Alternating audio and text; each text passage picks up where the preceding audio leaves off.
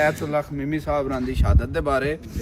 हाँ बा गप्या सुना ते कोई थोड़ा बड़ा भरावन दस। ये ऐतुल्ला खमीमी जेह्ड़े जवान ने मुसलमान कंट्रियां विच घट जमींदे ने।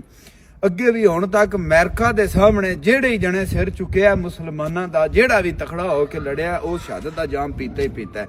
ਉਹਦੇ ਤੋਂ ਹਟ ਕੇ ਜਿਹੜੇ ਹੁਣ ਡਰਪੋਕ ਸਾਡੇ ਲੀਡਰ ਹੁਕਮਰਾਨ ਨੇ ਉਹ ਤੇ ਉਹਨਾਂ ਦੇ ਸਾਹਮਣੇ ਨਹੀਂ ਹੋ ਸਕਦੇ।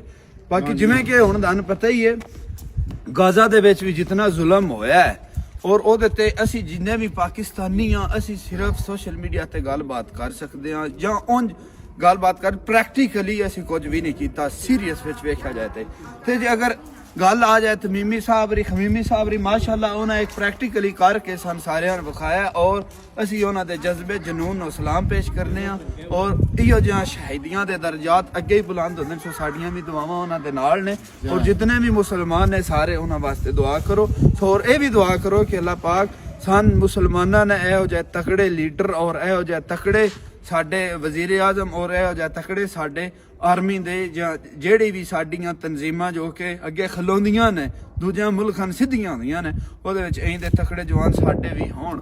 ਤੇ ਅਸੀਂ ਜਿਹੜਾ ਕੰਮ ਕੀਤਾ ਹੈ ਈਰਾਨ ਅਸੀਂ ਇਹਦੇ ਤੇ ਬੜਾ ਖੁਸ਼ ਹਾਂ। ਜਿਹੜੇ ਵੀ ਜਿੱਥੇ ਵੀ ਸੁਪਰ ਪਾਵਰ ਕੰਟਰੀ ਦੇ ਠਿਕਾਣੇ ਹੋਣ ਉੱਥੇ ਉਹਨਾਂ ਬੰਬ ਮਾਰੇ ਨੇ, ਪੂਰਾ ਸਵਾਦ ਆਇਆ, ਸਿਰਾ ਲਾਇਆ ਨੇ ਤੇ ਔਰ ਸਾਨੂੰ ਉਮੀਦ ਹੈ ਔਰ ਬਾਅਦ ਵਿੱਚ ਵੀ ਉੱਥੇ ਇਸ ਤਰ੍ਹਾਂ ਦੇ ਹੋਰ ਵੀ ਜਵਾਨ ਜ਼ਮੀਨ ਦੇ ਕਿ ਜਿਹੜੇ ਉਹਨਾਂ ਨੂੰ ਸਿੱਧੇ ਹੋਣ ਦੇ।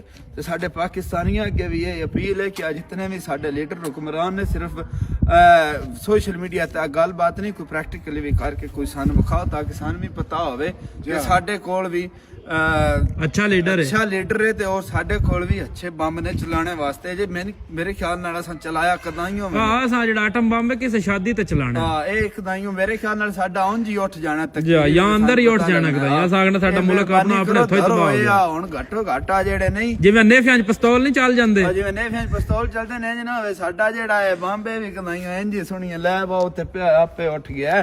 ਤੇ ਹੁਣ ਲੋੜ ਆ ਜਿਹੜਾ ਇਸਰਾਈਲ ਵਾਲੇ ਨਹੀਂ ਇਹਨਾਂ ਨੂੰ ਬੋਲਾ ਜਿਹਾ ਧਰੋ ਠੀਕ ਹੈ ਅਸੀਂ ਤੁਹਾਡੇ ਨਾਲ ਆ ਕੁਝ ਵੀ ਨਹੀਂ ਹੁੰਦਾ ਮਾਰ ਇੱਕ ਦਿਹਾੜੇ ਜਾਣਾ ਦੀ ਆਵੇ ਝੋਲੋ ਇੱਕ ਵਾਰੀ ਯਾਰ ਬੁੱਢਾ ਦੀ 87 ਸਾਲ ਉਮਰ ਆਈ ਘੋਲ ਕੇ ਮਰਿਆ। ਮੈਂ ਨਾ ਬੁੱਢੇ ਸਵਾਦ ਕੀਤਾ ਕਿ ਬੁੱਢੇ ਰਾਤੋਂ ਰਾਤ ਜਿਹੜੀ ਹਨੇਰੀ ਨਹੀਂ ਗੁਲਾਈ ਇਹ ਕਿਸੇ ਕੋਲ ਵੀ ਨਹੀਂ। ਇੱਕ ਹੋਰ ਵੀ ਅੰਦਾਜ਼ ਇਰਾਨ ਉਹ ਮੁਲਕ ਹੈ ਜਿਹੜਾ ਕਿਸੇ ਦੌਰ 'ਚ ਖਾਲੀ ਨਹੀਂ ਰਿਹਾ, ਜੰਗਾਂ 'ਚ ਰਿਹਾ। ਉਹ ਸਾਰਿਆਂ ਨੂੰ ਪਤਾ ਇਰਾਨ ਹੁਣ ਤੱਕ ਘੁਲਦਾ ਹੈ। ਕਾਰਡ ਸਾਹਿਬ ਸਭ ਤੋਂ ਜ਼ਿਆਦਾ ਤਰੀਕ ਦੇ ਵਿੱਚ ਜੰਗਾਂ ਇਰਾਨ ਲੜੀਆਂ ਨੇ। ਬਿਲਕੁਲ ਅੱਜ ਵੀ ਵੇਖ ਲਓ ਤਰੀਕ ਪੜ ਕੇ ਸਭ ਤੋਂ ਜਦੋਂ ਦਾ ਉਹ ਹੋਸ਼ ਸੰਭਾਲੀ ਉਦੋਂ ਦੀ ਜੰਗਾਂ ਤੇ ਜੰਗਾਂ ਵਿੱਚ ਲਗਾ ਫਿਰਦਾ ਤੇ ਲੱਗੇ ਹੀ ਫਿਰਦਾ ਮਰੂ 87 ਸਾਲ ਆਇਤੁੱਲਾ ਖਮੀਨੀ ਦੀ ਉਮਰ ਹੋ ਗਈ ਸੀ ਲੇਕਿਨ ਉਹਨੇ ਇੱਕ ਦਿਹਾੜਾ ਵੀ ਹਾਰ ਨਹੀਂ ਮੰਨੀ ਹੈ ਔਰ ਬੜੇ ਅੱਛੇ ਲੀਡਰ ਤੇ ਨਾ ਕੋਈ ਠੱਠੀ ਗੱਲ ਕੀਤੀ ਸੁਲਾ ਥਲੂੰਗੀ ਵਾਲੀ ਚੁੱਕ ਕੇ ਰੱਖਿਆ ਨਾਲੇ ਜਿਹੜੇ ਵੀ ਅਸਲ ਮੁਸਲਮਾਨ ਖਾਲਸ ਅੰਦਰੋਂ ਮੁਸਲਮਾਨ ਲੀਡਰ ਨੇ ਨਾ ਜਿੱਥੇ ਵੀ ਉਹ ਭਾਈ ਤਕੜੇ ਹੀ ਨੇ ਠੀਕ ਹੈ ਖਾਸ ਬੰਦੇ ਹਨ ਠੀਕ ਓਕੇ ਜੀ। ਤੇ ਬਾਕੀ ਜਿਹੜੇ ਵੀ ਭਰਾ ਹੋ ਸਾਡੀ ਵੀ ਅਪੀਲ ਹੈ ਸਾਡੇ ਆ ਫੌਜੀਆਂ ਅੱਗੇ ਉਹ ਜਿਹੜਾ ਕੋਈ ਬੰਬ ਦੀ ਆਵੇ ਇਸਰਾਈਲ ਵਾਲਿਆਂ ਨੂੰ ਮਾਰੋ ਕੁਝ ਨਹੀਂ ਹੁੰਦਾ ਕੋਈ ਨਹੀਂ ਅਸੀਂ ਮਰਨ ਲੱਗੇ ਪਿੱਛੇ ਨਾ ਸਾਡੀ ਕੋਈ ਬਰੀਡ ਮੁੱਕਣੀ ਹੈ ਤੇ ਅਗਾਂ ਧਰੋ